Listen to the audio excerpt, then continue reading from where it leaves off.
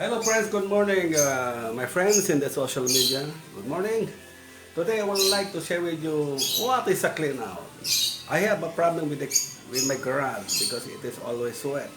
For the past 3 weeks, I got irritated because it's all wet. I don't know where the water coming out. Until I learned that the leakage is coming from the catch basin inside the building adjacent to my parking. So when I learned that, I know that the seepage is coming from the catch basin which is inside the building adjacent to my parking area. And then that catch basin is inside the shop. So there's no access because this contractor failed to provide an access point to that catch basin. What I did, I bought a male plug, PVC male plug,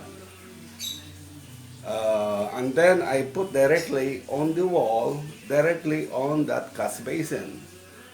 So what happens is that after I put that clean out, because the clean out provides an access to that catch basin to remove all these sediments, all this unwanted material that is clogging the plumbing system.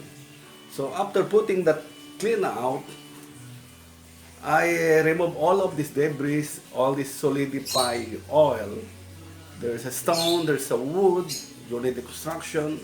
So it will happen that the line now is okay. I will share it to you that one. Normally, this clean out is uh, unless you know or you have the idea in the plumbing system, you will ask the plumber, you have to provide a clean out in every change of direction or in every uh, terminal point or catch basin where you cannot gain access to that. So you have to provide access point by means of a clean out. So, okay folks, I will show you that one. Let's go to the garage so that I can show you how to put a clean out. Okay, let's go there. Okay, let's go to the garage where I put the clean out so that you know how to install it and what is the benefits of a clean out.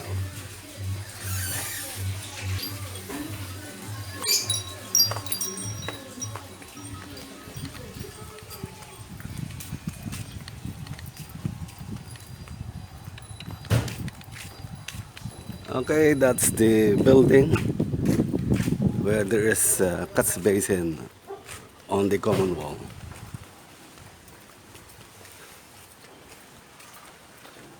These are my planters. And this is my garage. Okay, let's go inside. Okay, let's go inside. Open the gate.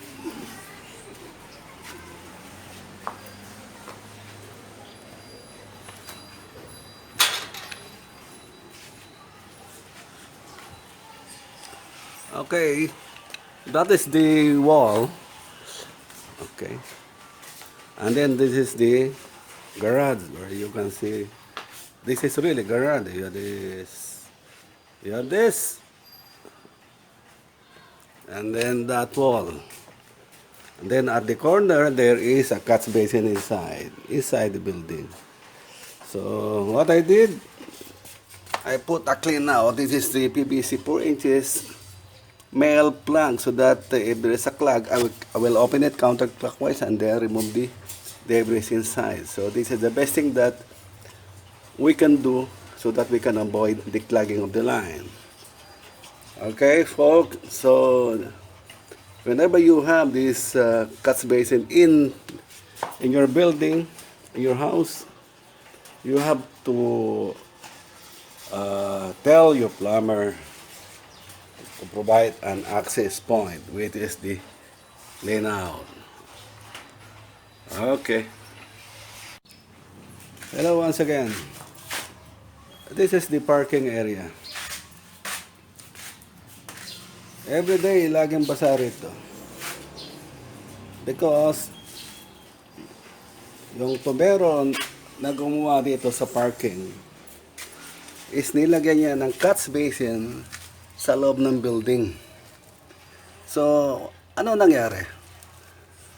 Kapag napupuno yung catch basin is tumatagas sa pader. So what happened, itong guards na to is laging nagtutubig, laging basa. Nakaka-irritate. Okay? So what I did is I bought an adapter of plug, PVC plug, 4 inches type. And then, binutasan ko yung pader, tumagos sa catch basin, and nilagyan ko ng plug. Like this one. You can bought in the market, 4 inches. Male plug. Para mayroon akong access doon sa catch basin. If you look at the catch basin, it's very rough. So, kaya yung tubig kapag napupuno, ang catch basin at hindi dumadaloy ang tubig sa tubo, nagkakaroon po ng seepage at papunta sa labas ng pader. Kaya dito po nagbaba dito. So what I did is I put a plug, male plug, in case na magbara ang drain sa loob ng catch basin, pwede ko siyang dukutin kasi meron akong access through this plug o wall outlet. Sa ibang mga installation, hindi po nila nilalagyan to. Lalo kapag ang nagpapagawa is walang idea sa plumbing system. So in every catch basin dapat po mayroon siyang access outlet para pag magbara man ng catch basin, pwede mo siyang i-access at tanggalin ang bara. Once again, let us take a look at the clean out directly connected to the catch basin. Before, the wall is a plane like this.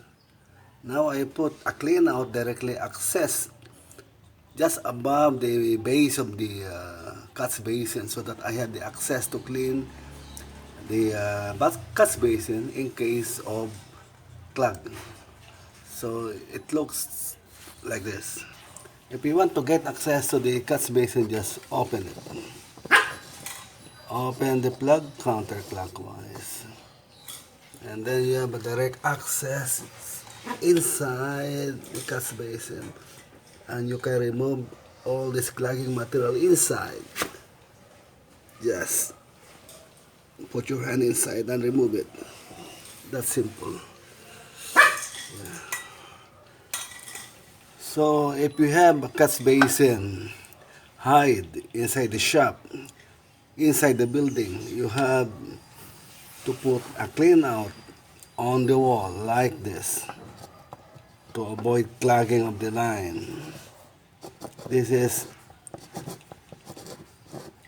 recommended so that you can access the clean out for cleaning.